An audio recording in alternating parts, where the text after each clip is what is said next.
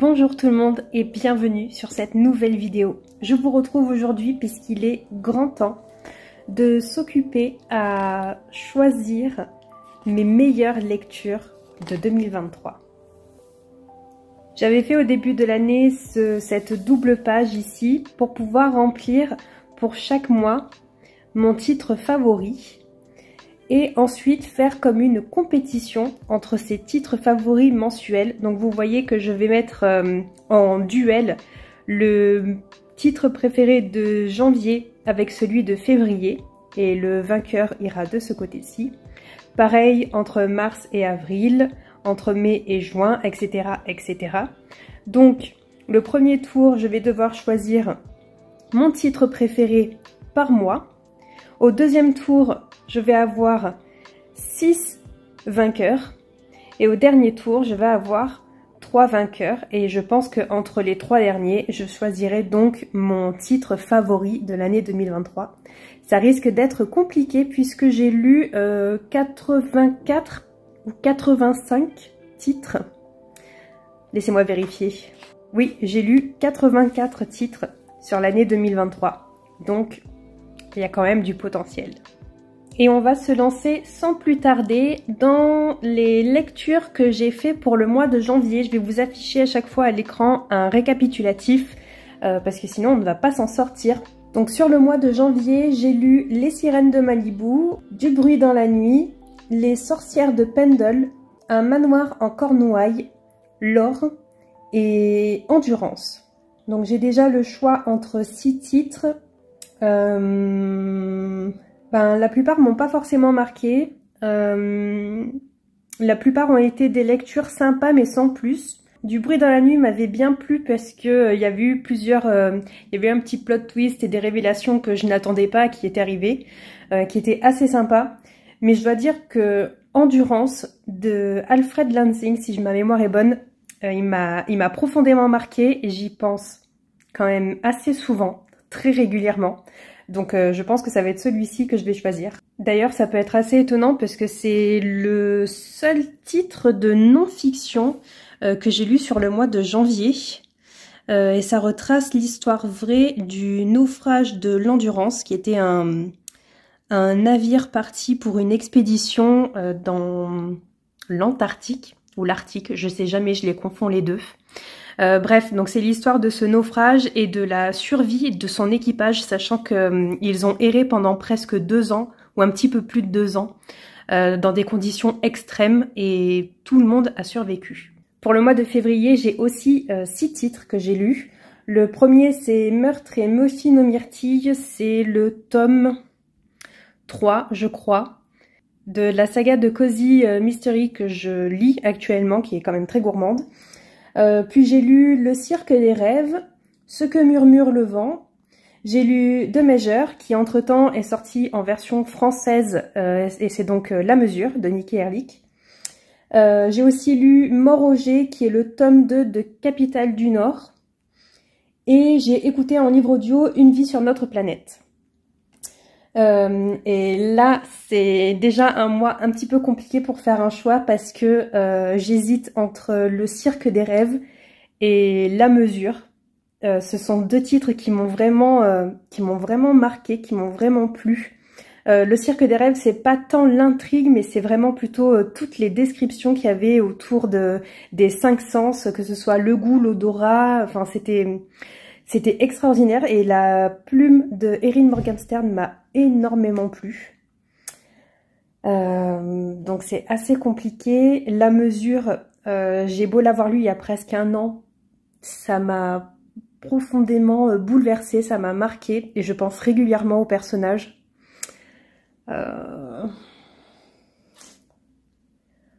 J'avoue que c'est compliqué. Je pense que je vais mettre La mesure de Nikki Erlich, avec une pointe de regret quand même pour Le cirque des rêves parce que j'ai vraiment beaucoup aimé, mais j'avoue que La mesure, j'ai qu'une hâte, c'est d'oublier, d'effacer de ma mémoire l'intrigue pour pouvoir le relire. Et ouais, il m'a vraiment marqué, il m'a vraiment bouleversée.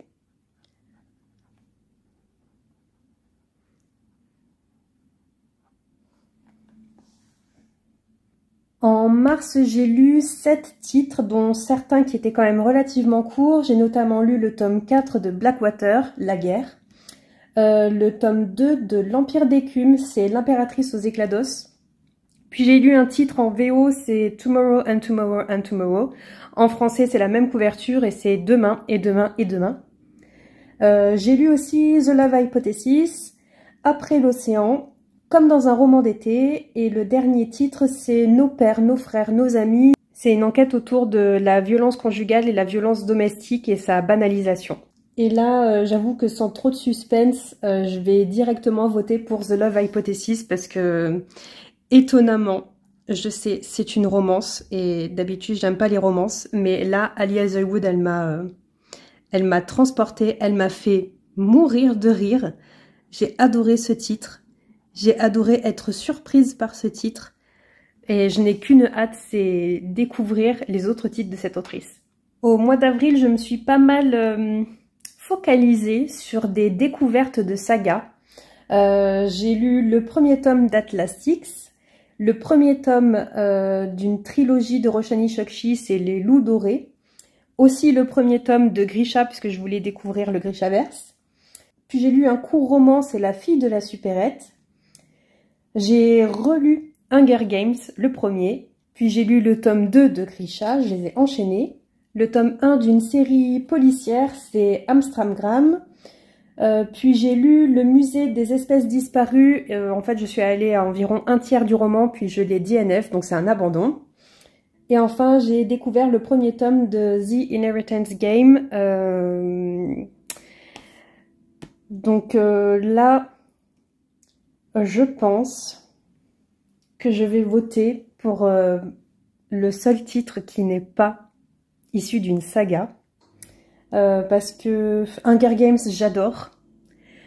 Mais j'avoue que ça m'a un petit peu saoulée. En fait, mon projet, c'était de relire la trilogie, puis de lire le 4e tome, qui était finalement un préquel, qui était sorti il y a quelques années, avant d'aller voir le film.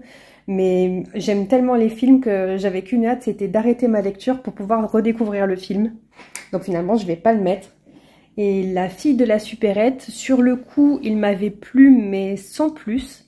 Par contre, je me suis surprise à l'avoir quand même régulièrement en tête et y repenser quand même très souvent. Donc je pense que je vais voter pour celui-ci.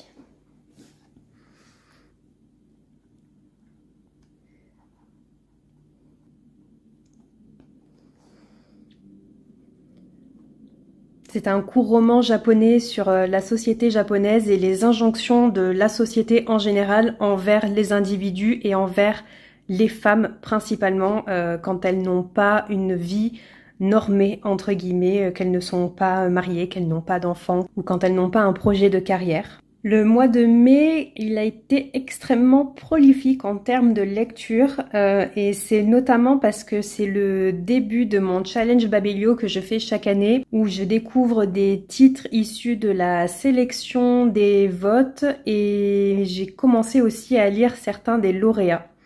Donc il y a beaucoup de lectures et beaucoup de bonnes lectures. Là aussi, ça va être compliqué de faire un choix. Bref, au mois de mai, j'ai lu le 5e tome de Blackwater, La Fortune. J'ai lu la suite des enquêtes d'Anna Svensson, cette fois-ci c'est Meurtre et tarte au citron meringué. Puis j'ai lu le premier tome d'une duologie française, c'est Fleur d'Oko, une fantaisie africaine qui est très sympa. J'ai continué la saga policière avec Il court, le furet. J'ai aussi continué The Inheritance Game. Puis j'ai découvert un titre en VO qui entre-temps est sorti aussi en français, c'est Lessons in Chemistry.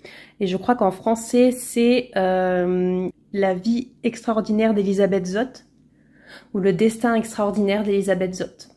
Je sais plus. Et donc à partir de là, on va commencer les nommés et les lauréats dans mon challenge Babelio. J'ai lu La sorcière de Limbricht, Memphis, Le bureau d'éclaircissement des destins et Un abri de fortune. Et je vous avoue que le choix il va être concentré sur ces derniers titres. J'élimine Un abri de fortune, je n'ai vraiment pas aimé. Mais j'hésite entre La sorcière de Limbricht, Memphis ou Le bureau d'éclaircissement des destins. Ce sont 3 lectures que j'ai en plus enchaînées. mais qui m'ont vraiment plu, qui m'ont vraiment marqué. La sorcière de Limbricht, c'est un roman historique basé sur des faits réels et ça va raconter l'histoire et le procès de cette femme qui s'est fait emprisonnée et qui a été accusée de sorcellerie. C'était au XVIIe siècle, je crois, aux Pays-Bas. Memphis, c'est un roman historique contemporain puisque ça se passe sur plusieurs dizaines d'années et on va suivre différentes générations d'une même famille de femmes noires aux USA et donc à Memphis. Et le Bureau d'éclaircissement des destins, là aussi c'est un roman historique, là il s'inscrit plutôt sur la Seconde Guerre mondiale. Puisque on va suivre notre personnage principal qui travaille dans un centre d'archives et qui va être amené à redécouvrir certains destins de personnes qui sont décédées ou de personnes qui ont survécu à cette Seconde Guerre mondiale. Les deux premiers faisaient partie de la sélection pour la catégorie de la littérature étrangère et le Bureau d'éclaircissement des destins, c'était pour la catégorie de la littérature française. C'est vraiment compliqué pour moi de choisir parce que j'ai adoré ces trois lectures. Je regrette presque de les avoir enchaînées. Elles m'ont toutes marquée pour une raison ou pour une autre. Le premier parce qu'on découvre la vie de ce personnage qui se fait donc accuser à tort de sorcellerie, mais on la rencontre, elle est quand même assez âgée, je crois qu'elle a 74 ou 75 ans, elle est vers la fin de sa vie et pourtant c'est quand même une femme qui est très indépendante. Et c'est ce qui m'a beaucoup plu dans ce roman, c'est vraiment c'est la condition de la femme, que ce soit à cette époque ou maintenant, finalement c'est un peu la même chose. Dès qu'on est indépendante, dès qu'on a des opinions et qu'on ose les affirmer, eh bien finalement on ne plaît pas à tout le monde et on peut se faire facilement accuser pour se faire sortir du système. Memphis, c'est plutôt la condition de la femme noire, de la femme de couleur, puisque je vous le disais, on va suivre les personnages d'une même famille, mais c'est d'une famille noire. Et comme ça se passe tout au long du XXe siècle, une grosse partie du XXe siècle, on va suivre l'évolution des mœurs, l'évolution de la culture, l'évolution malheureusement du racisme aux États-Unis à cette époque-là, et toutes les problématiques qui y sont liées. Et le dernier, comme c'est un roman qui s'inscrit dans une période historique qui est quand même très importante et très proche de nous, c'est quelque chose qui me marque. J'adore les romans qui prennent place, qui se déroulent durant cette période-là de l'histoire. Et j'adore découvrir de nouvelles anecdotes, de nouvelles histoires dans l'histoire avec un grand H. Même si ici ce sont des destins qui sont fictionnels, qui n'ont pas réellement existé, j'imagine qu'il y a quand même une infime chance que de tels destins soient réellement arrivés. Bref, il faut quand même faire un choix. C'est vraiment compliqué parce qu'à la limite j'avais une petite idée au début et maintenant de vous en avoir parlé, de vous avoir redécrit ces romans, j'ai de nouveau une hésitation. Je serais partie sur la sorcière de Limbricht au début. Je pense que je vais quand même rester sur la sorcière de Limbricht.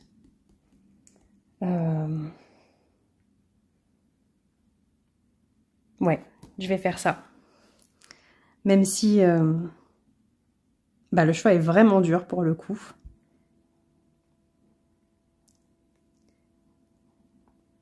On passe ensuite au mois de juin. J'ai de nouveau 6 lectures. La première, c'est La Cité diaphane. Ensuite, j'ai lu Pachinko, puis j'ai découvert 13 de la Mère Émeraude, Les femmes du bout du monde, La maison de poupée, qui est l'un des tomes de cette série policière, et Une France sans eau, qui là est une enquête sur les sécheresses à répétition qu'on subit en France. Et là, j'hésite plutôt parce que, aucun de ces titres ne m'a vraiment marqué, ne m'a vraiment plu. Une France sans eau, c'est une enquête que j'ai eu énormément de mal à lire, même si c'était intéressant. La maison de poupée, je pense que ça a été le tome de trop et qui fait que j'ai abandonné la série puisqu'elle ne me plaisait déjà pas trop au départ. 13 de la Mère Émeraude, je l'ai trouvé trop orienté conte et j'ai eu vraiment du mal à terminer ma lecture. Pachinko, je pensais adorer ce roman historique, c'est l'histoire d'une famille coréenne qui émigre au Japon. Alors autant j'ai beaucoup aimé la première partie, mais la deuxième et la troisième, j'ai pas accroché. Donc mon choix va se porter entre Les femmes du bout du monde de Melissa d'Acosta et La cité diaphane d'Anouk Faure. Et je pense que je vais voter pour La cité diaphane parce que le potentiel au niveau de cet univers et de cette plume incroyable, c'est vraiment quelque chose. Je vous invite à lire ce roman, c'est assez court, mais assez fourni, surtout au niveau de l'univers. Et il y a quelques plot twists qui sont vraiment intéressants.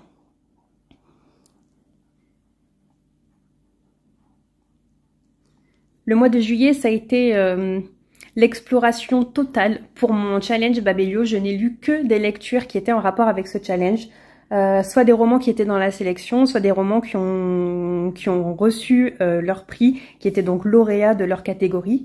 J'ai donc lu 5 petits indiens qui faisaient partie de la sélection pour la littérature étrangère. J'ai aussi lu Contes de fées qui était là dans la catégorie imaginaire. L'énigme de la Stouga pour la catégorie thriller policier. Les gens sont beaux pour la catégorie jeunesse ou BD, je ne sais plus. La femme de ménage qui était aussi pour la catégorie thriller policier, La petite fille pour la littérature étrangère et Absolu, le premier tome, c'était Les mobilisés pour la catégorie young adulte, jeune adulte. Alors 5 petits indiens et Contes de fées, je les élimine puisqu'ils ne m'ont pas énormément plu. 5 petits indiens, j'ai eu du mal, notamment à m'attacher au personnage et j'ai eu un petit peu de mal avec la plume. Contes de fées de Stephen King, pour moi, même s'il a gagné le prix, c'était uniquement parce que c'est du Stephen King, mais vraiment le potentiel du livre était, il était un peu bidon pour moi. On aurait pu au moins enlever facile 200 pages à ce roman. L'énigme de la Stouga, ça m'avait pas mal plu, mais j'avoue que ça casse pas 3 pattes à un canard non plus. C'est sympa pour la catégorie policier, mais en dehors de ça, si vous n'êtes pas forcément policier, c'est pas vraiment un titre que je vais vous recommander. Les gens sont beaux, c'est mignon, mais c'est pas forcément mon support préféré, que ce soit la BD ou la jeunesse. La femme de ménage m'avait pas mal plu, il m'avait au début désorientée. Il y avait eu ce plot twist vers la fin de la première partie et là, ça m'avait scotché. La petite fille, c'est un roman historique qui se passe en Allemagne avec une double temporalité. La première avant la chute du mur de Berlin. Je sais plus vraiment quelle année, je crois que c'était les années 60 ou 70. Et la deuxième temporalité, c'est en 2015-2020. La narration et les sujets traités, c'était pas forcément ce qui m'a le plus plu. C'est pas forcément ce qui me plaît le plus. Mais c'était sympa. Et le premier tome d'Absolu, j'avais adoré ce retour de la dystopie, notamment la dystopie française. J'avais adoré ce titre, j'étais restée au bord de ma chaise en lisant ce roman, ça m'a beaucoup plu. Donc j'hésite entre celui-ci et La femme de ménage. Là aussi, c'est vraiment compliqué pour faire un choix.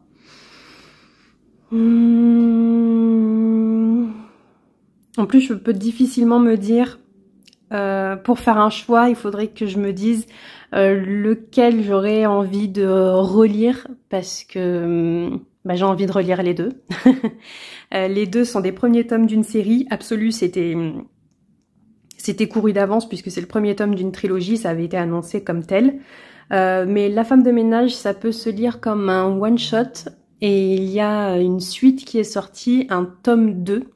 Et je crois qu'il y a un tome 3 qui est en prévision, mais le tome 1 peut se lire tout seul. Je pense que je vais voter pour Absolu, mais vraiment parce qu'il faut faire un choix entre les deux. Et je pense que j'éliminerai La femme de ménage juste parce que au début, j'ai pas accroché, pour être honnête, au début. En fait, il y a une représentation, il y a un personnage qui est extrêmement toxique dans son comportement. Et ça m'a beaucoup fait penser, malheureusement pour moi, à ma patronne à ce moment-là. Et en fait, quand je lisais le roman, j'avais l'impression d'être au travail et de subir ma patronne. Et c'était horrible, ça m'en a donné des crampes d'estomac, des douleurs dans le corps. parce que je me mettais à la place du personnage principal, forcément, qui subit ça, alors que moi je le subissais déjà dans mon quotidien. Même si après, dans le roman, ça change et on comprend pourquoi on nous a exposé ce comportement absolument loufoque et toxique. Mais voilà, je pense que je l'élimine juste pour ça. Alors même que c'est un choix de narration et un choix d'intrigue qui est totalement justifié et qui est, je pense, un coup de génie de l'autrice. Mais juste à cause des émotions que ça m'a fait ressentir et du malaise finalement qui ressortait de mon corps, bah rien que pour ça je vais l'éliminer. Mais c'est vraiment parce qu'il faut faire un choix entre les deux. Donc je vais mettre le premier tome d'Absolu. Ensuite, pour le mois d'août. Le mois d'août, j'ai lu pas mal aussi. J'ai continué donc ma découverte pour le challenge Babelio. Je crois d'ailleurs que c'est le dernier mois où je vais avoir des lectures en rapport avec ce prix. J'ai lu La Constance du Prédateur de Maxime Chatham, qui était déjà dans ma pile à lire parce que Chatham, c'est un de mes auteurs favoris. Et donc, c'était pour la catégorie thriller policier. Il y avait aussi Les Sœurs Holo qui était aussi dans ma pile à lire qu'on m'avait offert à Noël dernier. Donc à Noël 2022, puisque je l'ai lu en 2023. Là, c'était pour la catégorie jeune adulte. Puis dans la catégorie non-fiction, il y avait Seul l'espoir apaise la douleur, qui fait référence à une interview de Simone Veil. J'ai aussi lu Just Wanna Be Your Brother, qui était dans la catégorie jeune adulte aussi. Un psaume pour les recyclés sauvages, le premier tome de cette duologie façon novella de Becky Chambers. Et j'ai aussi lu le tome 2, qui est une prière pour les cimes timides, dans le même mois. Sous un ciel étoilé de Clarisse Sabar, une romance de Noël en plein mois d'août. C'était l'idée du siècle. J'ai aussi lu le livre de M, qui était notre choix pour le book club. Et enfin, j'ai lu le dernier tome de Blackwater, donc c'est le 6e, et c'était Pluie. Et les lectures qui m'ont le plus marqué, vraiment qui m'ont fait réfléchir et qui m'ont bouleversée, c'est Just Wanna Be Your Brother et la duologie de Becky Chambers, c'est surtout le tome 2, Une prière pour les cimes timides. Alors autant on a vu passer le tome 1 partout, j'ai envie de vous dire. Un psaume pour les recyclés sauvages, je l'ai vu partout. Mais le tome 2, je l'ai beaucoup moins vu, voire pas du tout. Et franchement, entre les deux, c'est celui-ci que j'ai préféré. Ce tome 2, il est encore plus bienveillant, encore plus doudou, cocooning, merveilleux. Et donc, il faut faire un choix entre celui-ci et Just Wanna Be Your Brother qui m'avait complètement démoli, émotionnellement parlant. Je l'ai dévoré. J'en ai chialé à la lecture. J'en ai chialé après la lecture. Je pense, j'ai mis quasiment une semaine à pouvoir ne serait-ce que penser à ce livre sans avoir les larmes qui me montaient. Donc c'est compliqué. Just Wanna Be Your Brother, je pense que je ne le relirai pas parce qu'en fait il m'a tellement fait mal à mes émotions que j'ai pas envie de retraverser ces moments-là. Alors que la duologie de Becky Chambers, non seulement j'aimerais la relire, mais de toute façon je pense que je la relirai puisque j'ai acheté les 2 tomes. Je les ai dans ma bibliothèque, ils ont une place de choix. Et je pense que je les relirai tous les 2 ou 3 ans parce que déjà ça se lit super vite. Et en plus c'est tellement un monde dans lequel j'aimerais vivre. Du coup je crois que j'ai répondu à mon propre dilemme. Et que pour le mois d'août je vais choisir Une prière pour les cimes timides. Ouais, on va faire ça. Ce qui est intéressant avec ce genre de challenge des favoris, c'est que vous m'auriez demandé au mois d'août quelle avait été ma lecture favorite, je vous aurais désigné Just Wanna Be Your Brother sans aucune retenue, sans réfléchir. Mais là, avec le recul, En septembre, j'ai aussi lu 6 titres. Le premier, c'est Le naufrage de la Méduse. C'est un recueil des témoignages des 2 survivants qui ont donc écrit ce roman. Ceci dit, comme ça s'est passé au XVIIe siècle et que forcément les témoignages ont été pris au XVIIe siècle, il y a un certain registre qui est compliqué à suivre. J'ai aussi lu la Cozy Fantasy qui est sortie au mois de septembre et que tout le monde a adoré. C'est La Société très secrète des sorcières extraordinaires. Puis je me suis attaquée à Eleanor Oliphant va très bien, Cache-cache mortel, Manuel de survie du sorcier frugal dans l'Angleterre médiévale. Et le premier tome d'une duologie française, c'est La princesse sans visage. Et là, j'avoue que sans trop de réflexion, je vais noter Eleanor Oliphant va très bien. J'avais jamais entendu parler de ce roman avant de le lire. C'était dans le cadre de notre book club avec ma sœur.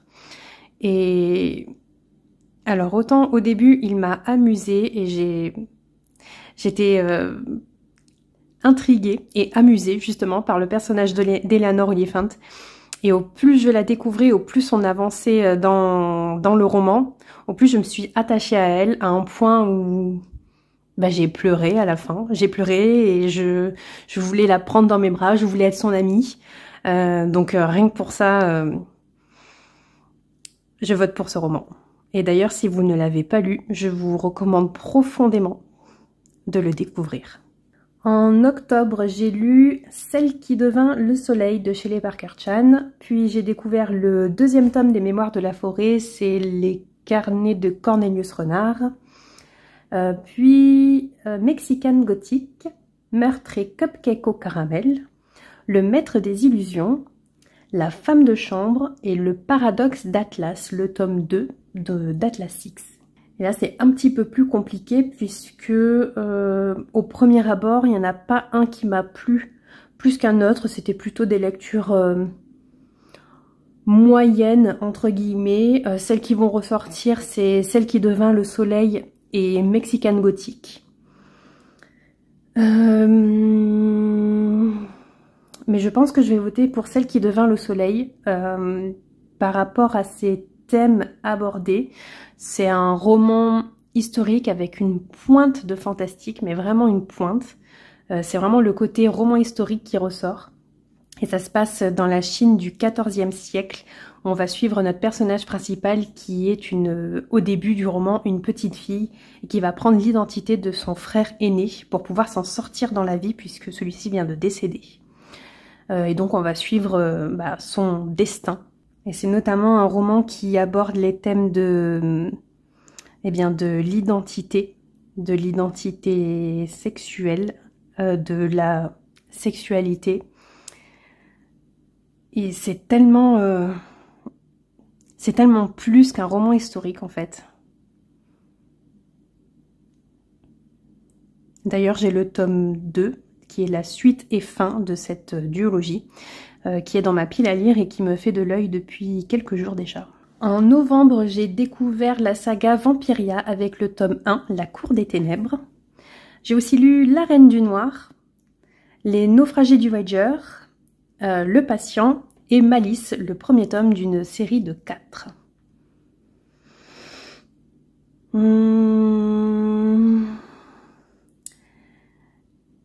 J'ai bien aimé Malice, mais pas autant que le premier tome de Vampiria et que La Reine du Noir.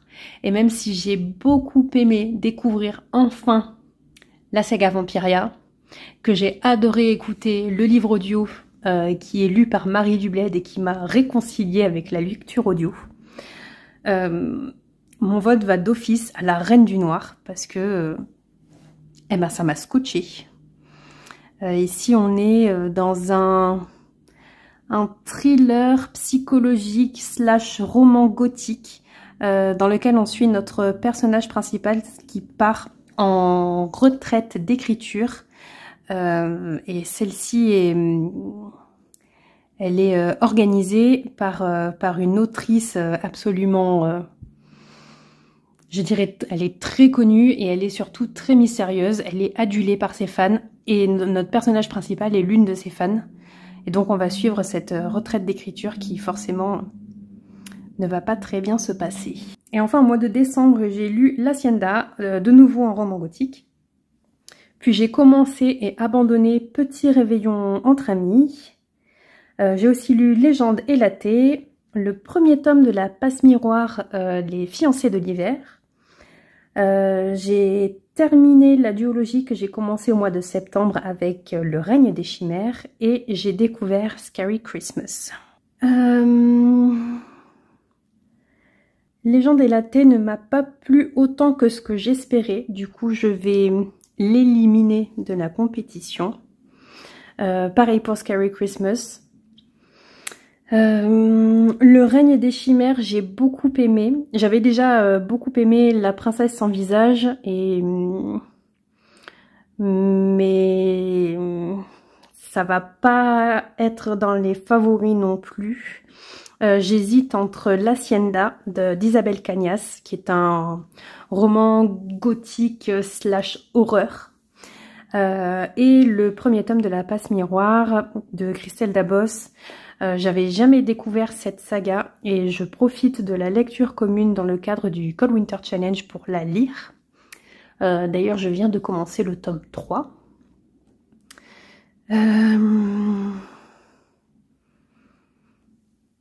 Je pense que je vais noter le premier tome de La Passe-Miroir parce que l'univers déjà, c'est incroyable.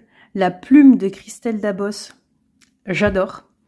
Et surtout ces personnages et leur psychologie, leur richesse, leur caractère.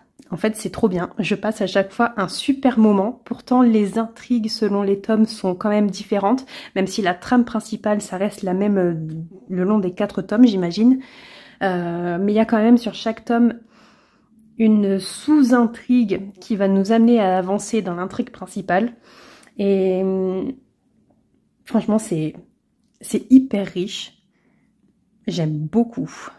Ok, on a nos 12 candidats pour le livre favori de l'année 2023.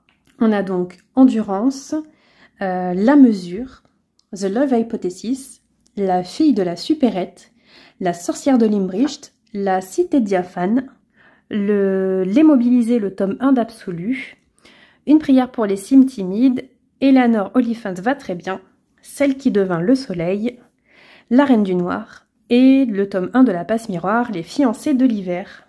Ok, maintenant il va falloir que je fasse un choix entre Endurance et La mesure de ce côté-ci et c'est déjà compliqué puisque ces 2 romans, comme je vous disais au début de la vidéo, ils m'ont quand même pas mal marqué et j'y repense souvent, que ce soit Endurance ou La mesure. C'est compliqué. Bon, si je devais en relire qu'un seul entre les deux, je pense que ce serait La mesure. De toute façon, La mesure, ça m'a tellement bouleversée au niveau de mes émotions, ça m'a tellement fait pleurer, ça m'a fait rire aussi parfois, mais ça m'a surtout fait beaucoup pleurer et ça m'a fait me questionner sur mes propres choix de vie. La mesure.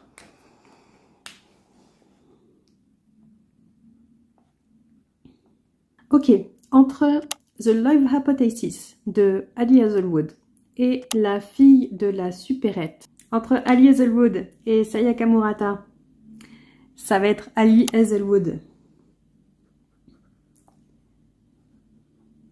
J'ai tellement ri avec The Love Hypothesis, j'ai juste trop hâte de lire d'autres titres de l'autrice. Ensuite, La sorcière de Limbricht de Susan Smith, qui est donc, comme je vous le disais, un roman historique qui se déroule au XVIIe siècle aux Pays-Bas et qui retrace l'emprisonnement et le procès d'une femme accusée, à tort évidemment, de sorcellerie. Et La cité diaphane, qui est ici une dark fantasy française, écrite par Anouk Faure, qui est illustrée de gravures par l'autrice elle-même.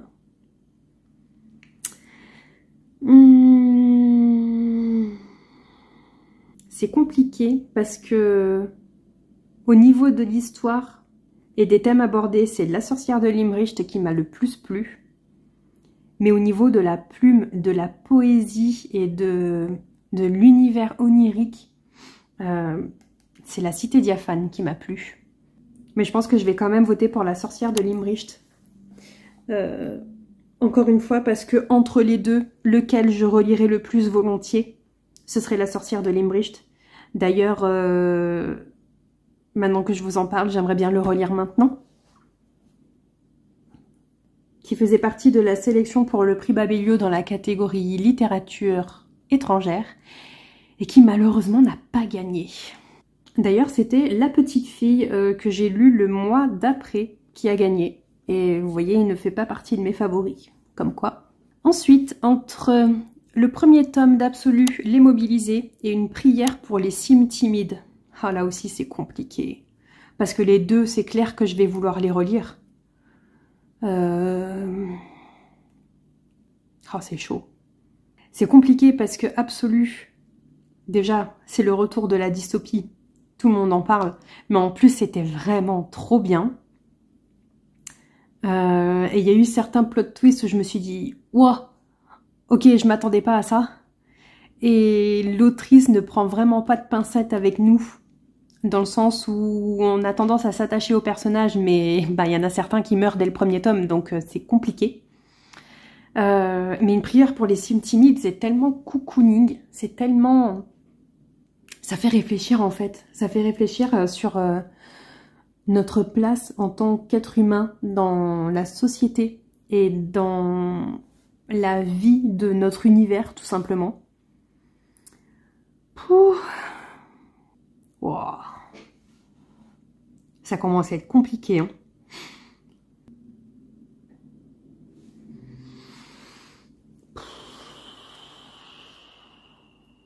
Je sais pas. Bon, Olivia, faut faire un choix. Absolu, pas absolu. Pas absolu. Pas absolu. Une prière pour les cimes timides. Ne serait-ce que pour le côté bienveillance et le côté positif de cette lecture. Ok. Ensuite, Eleanor Oliphant va très bien contre Celle qui devint le soleil. Eleanor Oliphant va très bien. Ne serait-ce que pour l'attachement au personnage. Et la réflexion qu'il y a dans ce roman, dans ses relations avec autrui, dans sa relation avec soi. J'ai adoré rire aux dépens d'Eleanor et j'ai adoré m'attacher à elle et pleurer avec elle dans ses malheurs. Bon, et enfin, La Reine du Noir contre le premier tome de La Passe Miroir. La Reine du Noir.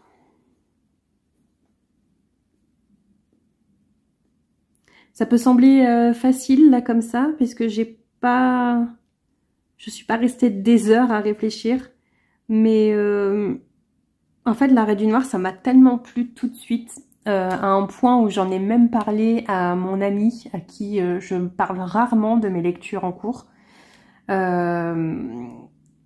là, La Reine du Noir ça m'a vraiment plu. Et en plus, je le lisais, je l'ai terminé alors qu'il était chez moi, alors qu'il vit, en gros, il vit à Paris, alors que moi, je vis dans le sud de la France. Et du coup, ça faisait peut-être 2 ou 3 mois qu'on s'était pas vus. Et je terminais La Reine du Noir alors qu'il était chez moi. Donc, voilà, juste pour vous dire à quel point ça m'a plu. J'ai abandonné mon ami pour pouvoir finir cette lecture et arrêter qu'elle me trotte dans la tête et qu'elle m'obsède. Bon, on a nos quarts de finalistes. La mesure de Nikki Erlich, The Love Hypothesis de Ali Hazelwood, La sorcière de Limricht de Susan Smith, Une prière pour les cimes timides de Becky Chambers, Eleanor Oliphant va très bien de Gail Honeyman et La Reine du Noir de Julia Bartz. Et là, j'avais twisté un petit peu la façon de faire un choix. Je vais donc devoir choisir entre La mesure de Nikki Erlich et Une prière pour les cimes timides. Wow. Je pense que ça va être La mesure quand même. La mesure.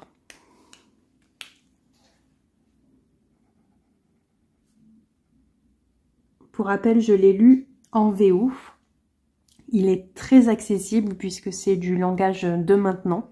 Il n'y a pas de vocabulaire particulier. Donc si vous souhaitez le lire en anglais, il est vraiment très facile, très abordable. Et il est aussi sorti en version française au mois d'octobre aux éditions Fleuve. Et la couverture est juste magnifique. C'est un point où moi qui l'ai en VO dans ma bibliothèque, je veux l'acheter en VF et avoir son édition en VF parce qu'elle est juste trop belle. Et puis comme ça me fera une excuse pour le relire. Maintenant, il faut que je fasse un choix entre The Love Hypothesis et Eleanor Oliphant va très bien. Oh. Oh là là. Oh, mais dans quoi je me suis embarquée? Mon cœur penche pour The Love Hypothesis, mais je sais pas expliquer pourquoi. Parce que Eleanor Oliphant, ça m'a tellement marqué. Je crois que j'ai envie de noter quand même The Love Hypothesis. Mais alors, ne me demandez pas pourquoi, je n'en sais rien. Je pense que c'est parce que c'est une romance contemporaine.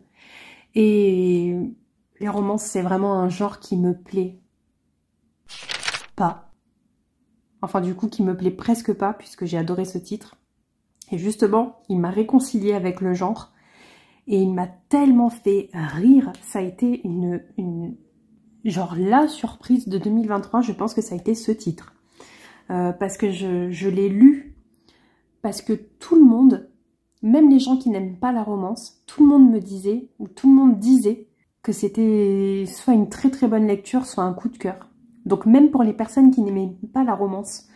Et ça m'a fait reconsidérer mon envie de le lire. Et du coup, je me suis lancée, parce que je me suis dit, au pire, si j'aime pas, j'aurais essayé. Et voilà. Au final, il se retrouve dans mes favoris de l'année. Ouais, je pense que c'est pour ça que j'ai voté pour celui-ci. Et maintenant, il faut que je choisisse entre La sorcière de Limbricht de Susan Smith, roman historique, et La Reine du Noir, qui là est un thriller. C'est compliqué parce que les deux abordent à leur manière la condition de la femme. Ici, la condition et l'indépendance de la femme.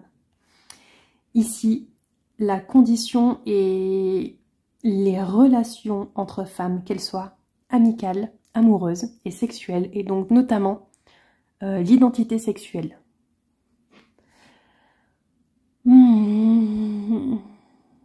C'est compliqué parce que là, je me retrouve à faire un choix entre deux romans qui m'ont vraiment plu, qui abordent des thèmes qui me parlent énormément, mais aussi deux genres qui me plaisent beaucoup, à savoir un roman historique basé sur des faits réels, et ici, un thriller croisé avec un roman gothique. Ah, c'est trop dur. C'est vraiment trop dur. En fait, je suis en train de me dire, je crois que j'ai fait mon choix, et dès que je m'apprête à le noter, je reviens sur mes pensées, et je me dis non, non, non, non, non. Je pense que je vais noter La sorcière de Limbricht. Parce qu'il m'a fait pleurer. À la fin, j'en ai pleuré. Rien que pour ça, même si je pousse tout le monde à lire La Reine du Noir, je pense que je vais noter La sorcière de Limbricht. Allez. Ok. Est-ce que j'essaye de faire un choix entre La mesure, The Love Hypothesis et La sorcière de Limbricht? J'arrive déjà pas à faire un choix à l'étape précédente, mais là ce serait peut-être intéressant de voir lequel ressort des trois. C'est compliqué. Fiction contemporaine, romance contemporaine, roman historique, basé sur des faits réels. La mesure, The Love Hypothesis, La sorcière de Limbricht. lequel des trois j'ai préféré?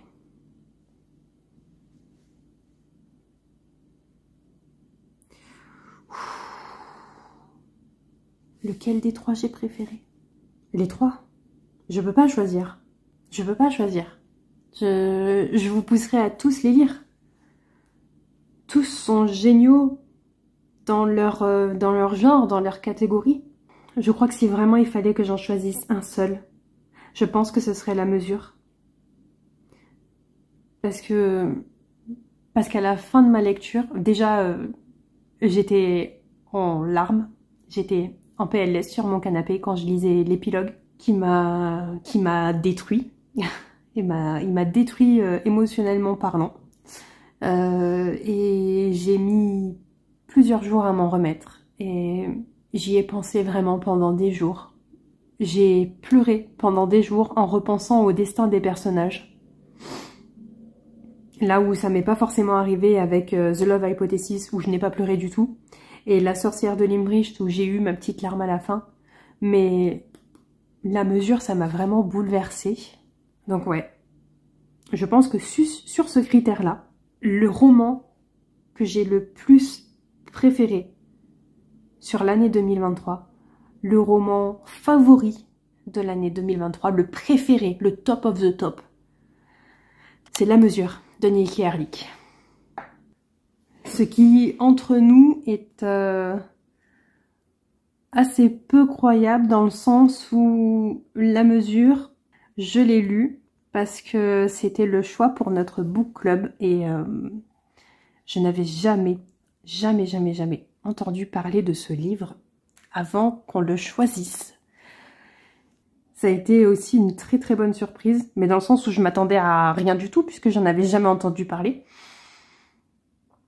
Et ça m'a bouleversée. Voilà, je crois qu'on tient ici toutes mes lectures préférées de l'année 2023. En plus, on en a profité pour faire un récap sur toutes mes lectures de l'année. Donc, j'ai pu vous présenter les 84 romans que j'ai lus, ceux que j'ai abandonnés, ceux que j'ai appréciés sans plus, ceux qui m'ont vraiment plu. Il n'y a qu'à voir ici, même si j'ai eu des moments compliqués pour choisir déjà, ne serait-ce qu'au niveau mensuel. Voilà donc, j'espère que cette vidéo vous a plu, qu'elle n'aura pas été trop longue à regarder non plus. Pour moi, ça a été compliqué de faire des choix. Je ne sais pas si je le referai l'année prochaine, puisque pour certains mois, c'est compliqué de devoir choisir qu'un seul titre. Mais c'est quand même aussi une bonne idée de voir ce qui en ressort sur l'année. Mais bon, c'est vrai que j'ai pas fait une double page comme ça dans mon bullet journal de 2024. Et ouais, je pense que mes lectures de l'année 2024, je ne les choisirai pas de cette façon. C'est trop compliqué, ça fait trop de mal au cœur.